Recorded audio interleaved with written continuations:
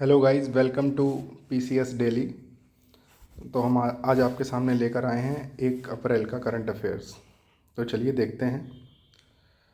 तो पहली खबर है कि जेडी वेंस, जो कि वाइस प्रेसिडेंट हैं यूएसए के, उन्होंने अपना एक मेमोयर लिखा है जिसका नाम है, उन्होंने रख दिया है कम्युनियन। तो कम्युनियन जो है वो एक्चुअली उनका एक मेमोयर है जिसमें उन्होंने इन विच ही हैज़ डिसाइडेड कि किस तरीके से उन्होंने वापस, वो पहले एथीस्ट थे और एथीस्ट से फिर वापस से वो कैथोलिक क्रिश्चियन बने, तो उसका मेमोयर है। ठीक है। दूसरी अपनी खबर है कि कल प्रधानमंत्री मोदी ने जो है गुजरात के सानंद में एक Kaynes technology semiconductor technology hub establish किया है वहाँ पर। तीसरी खबर है अपनी कि इंडिगो ने आईटा के चीफ को, आईटा के मैनेजिंग डायरेक्टर को अपना सीईओ जो है अपॉइंट किया है।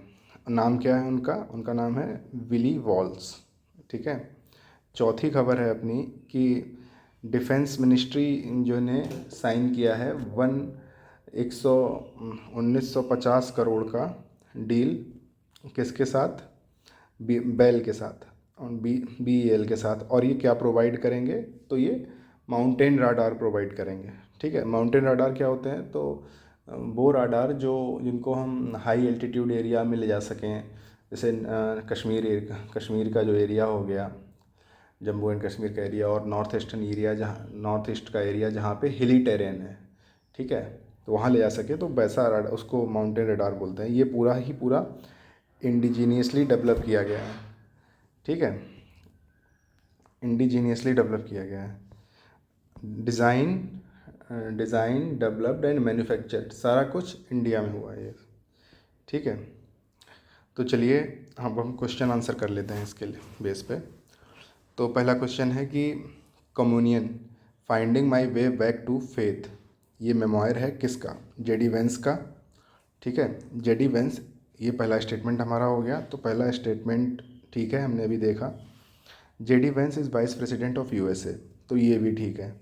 तो जब यहाँ पहला भी सही है, दूसरा भी सही है, तो उसका हम क्या कोड सेलेक्ट करेंगे?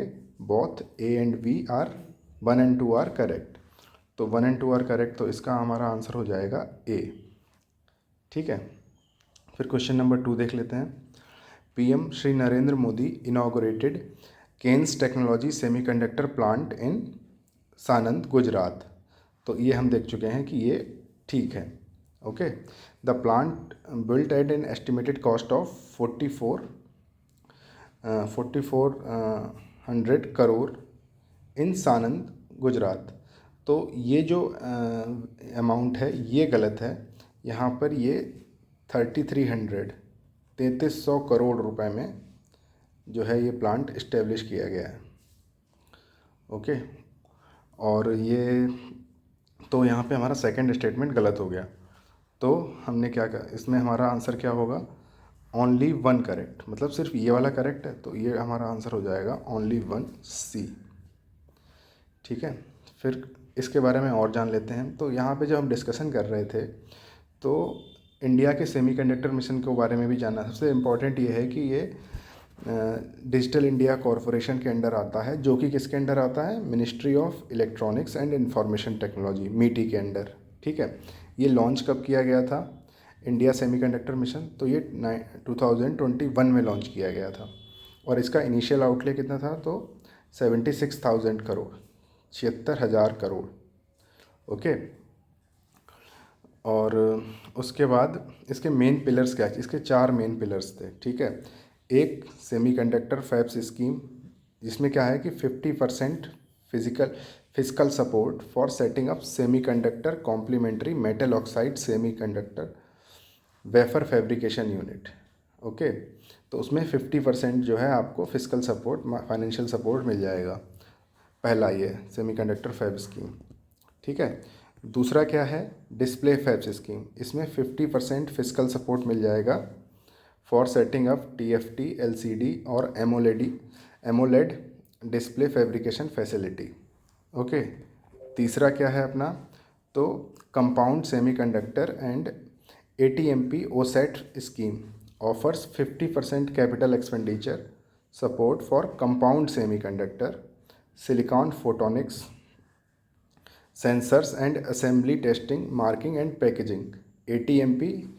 और ओसेट क्या है, outsourced semiconductor assembly and test facility. और चौथा पिलर क्या है इसका, तो semiconductor linked incentive, semi design linked incentive DLI scheme offers 50% eligible expenditure up to 15 crore and 4 to 6% deployment incentive up to 30 crore. तो इस पे क्वेश्चन कभी बन सकता है कि कितने प्लेयर हैं, कितने इसके पिलर हैं और कितने परसेंट फिजिकल सपोर्ट। तो अगर हम देखें तो सब में लगभग 50% सपोर्ट है, फिजिकल सपोर्ट। ओके, तो ये हमें ध्यान रखना है। 4 पिलर हैं इसके, semiconductor, display, compound semiconductor, ATMP and OSAT and design linked incentive. फिर एक सेमीकंडक्टर के रिलेटेड एक और बड़ी चीज़ है हमारी नज़र में, वो क्या है कि पैक्स सिलिका। पैक्स सिलिका एक US लेड इनिशिएटिव है, इंटरनेशनल इनिशिएटिव है। कब लॉन्च किया गया, 2025 में। किस लिए, to create secure resilient supply chains. किस किस चीज़ के लिए, semiconductor, AI, artificial intelligence and critical minerals. Okay, अब बात ये आती है कि इंडिया ने इसको कब ज्वाइन किया। तो इंडिया ने इसको फॉर्मली ज्वाइन किया 20 फरवरी 2026। India formally join the coalition on 20 फरवरी 2026। ठीक है, तो ये मान लो 1 महीना हुआ अभी लगभग। फिर हम देखते हैं अगला question. William M Walls named as CEO of IndiGo. तो ये खबर हम देख चुके हैं कि हाँ, इनको CEO बनाया गया है। ठीक है, he currently works as director general, DG हैं वो IATA के।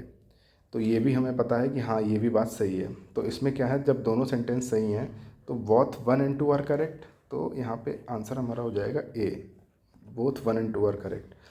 अब इसमें हम देख लेते हैं कि जो इंटरनेशनल एयर ट्रांसपोर्ट एसोसिएशन है, IATA, ये प्रिंसिपल ट्रेड एसोसिएशन है वर्ल्ड एयरलाइंस की। ओके, और इसका हेडक्वार्टर जो है, इसका जो है मेन हेडक्वार्टर है वो मॉन्ट्रियल कनाडा में है, और ये इस्टेब्लिश हुई थी 1945 में।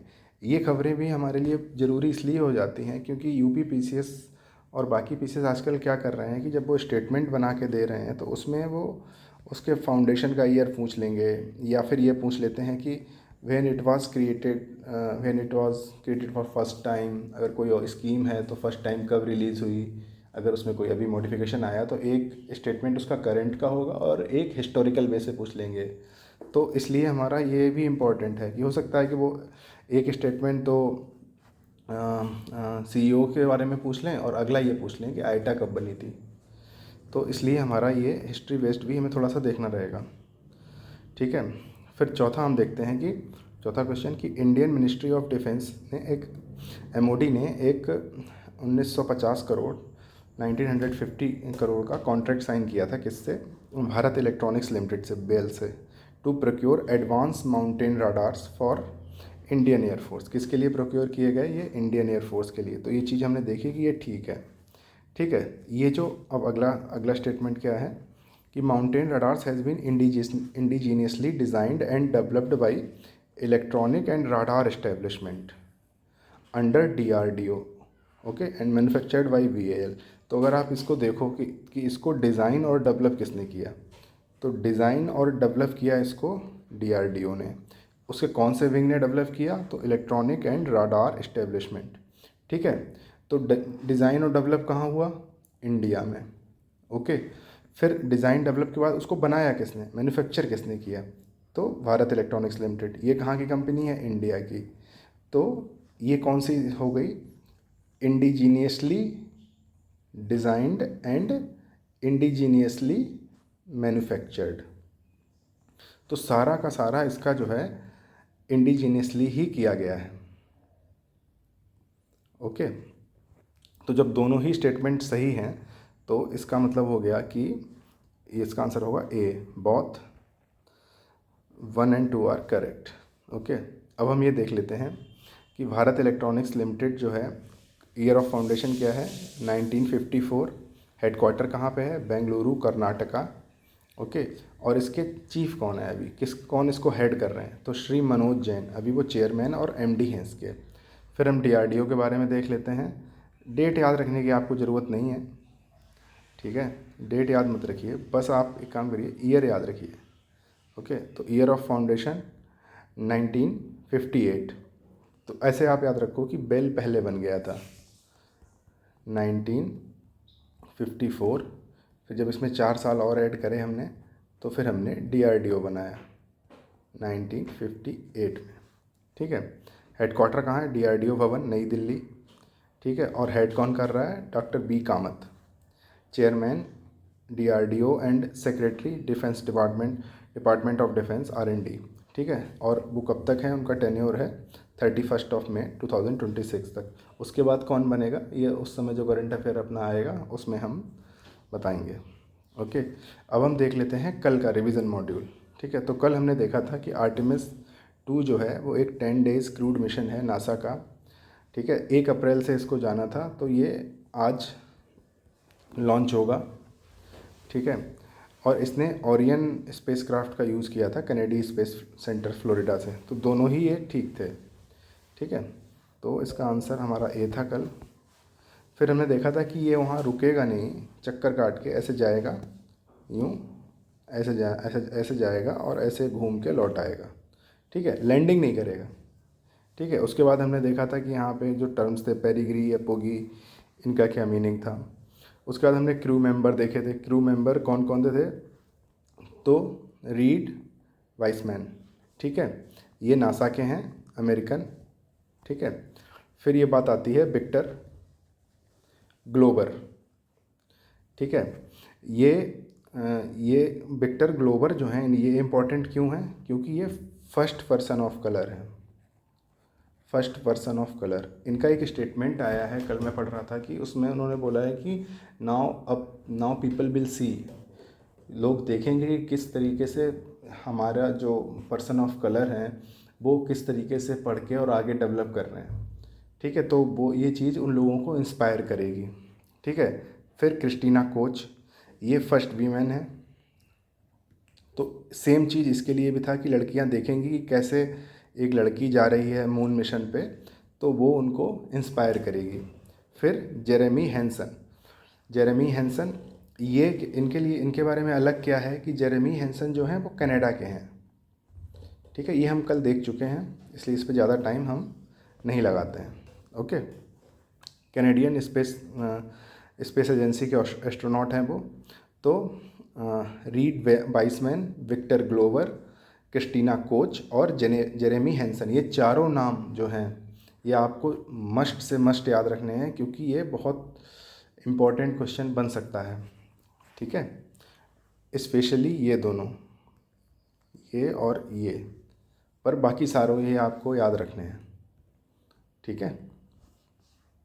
फिर हमने देखा था लियो क्या होता है और हियो क्या होता है, हायर अर्थ ऑर्बिट और लोअर अर्थ ऑर्बिट। बस हमें ये समझना है कि इसकी रेंज 2000 तक है, ये 35,786 के ऊपर, जनरली उसके ऊपर रहती है, तो दूर की रेंज है।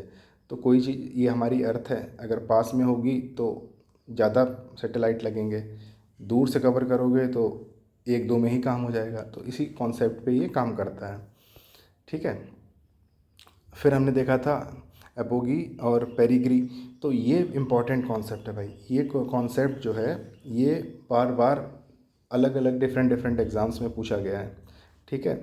तो देखो, एक कल मैंने आपको बताया था, एक साइंटिस्ट थे, कल आपको मैंने बताया था, कमेंट करिएगा वो लॉ कौन सा था। तो एक केपलर नाम के साइंटिस्ट थे, तो उनका एक लॉ ये कहता था कि जो ऑर्बिट्स हैं प्लैनेट्स के, तो वो किस शेप में हैं? इलिप्टिकल शेप में हैं, ठीक है। तो इलिप्टिकल हो गया। दूसरा लॉ उनका ये कहता था कि वो ऑर्बिट्स जो हैं अपोजिट उसमें इक्वल एरिया कवर करते हैं, ठीक है, मतलब इसका और इसका एरिया सेम होगा।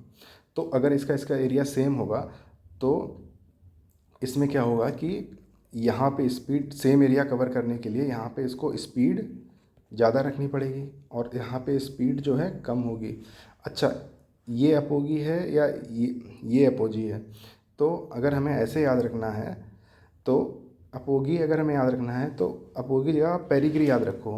पी से होता है पास, पास मीन्स क्लोज होता है हिंदी में, ठीक है। तो ऑर्बिट के पास जो होगा ना वो पेरिग्री होगा, ठीक है। तो जो पेरिगी, तो ये पास हो गया, उसका अपोजिट उल्टा अप होगी, ठीक है। तो इस तरीके से आप इसको याद रखिए, ठीक है। फिर हमने कल मियामी ओपन के रिजल्ट देखे थे। तो सिंगल्स का विनर कौन था? जेनिक सिनर, कहाँ के? इटली के। फिर आर्याना सवालेंका, किसकी थी? वीमेन सिंगल की, ठीक है। फिर मेंस डबल के सिमोन बोलेली और आंड्रेया बाबासोरी, ये दोनों इटली के प्लेयर थे। वीमेंस डबल में कौन था? कैटरीना सिनियोका, और ये चेक की थी, और टेलर टाउनसेंड यूएसए की थी ये, ठीक है। हमने देखा था कि ये डबल सनशाइन बन गए थे, कंप्लीट किया था इन्होंने। तो डबल सनशाइन का क्या मतलब था? तो एक तो था मियामी ओपन और दूसरा था बीएनपी पैरिबस, जो एक ही कैलेंडर ईयर में उसको कवर कर दोनों टाइटल्स को जीतते हैं, तो उनको डबल सनशाइन बोलते हैं, ठीक है।